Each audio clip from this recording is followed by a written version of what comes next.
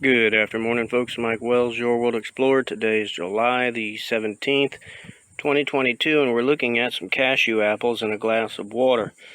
What we're going to do is test the viability real quick, see whether or not these seeds will sink or float.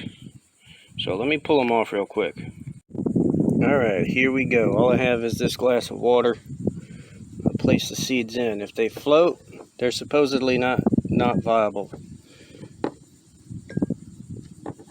If they sink, then they're viable. So we have 3 floaters. Alright. I want to test the theory of those floaters not being viable.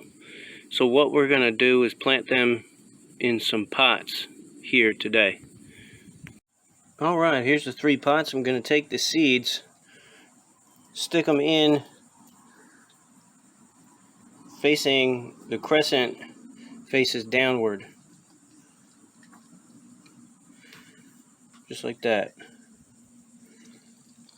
And we're going to wait a few weeks.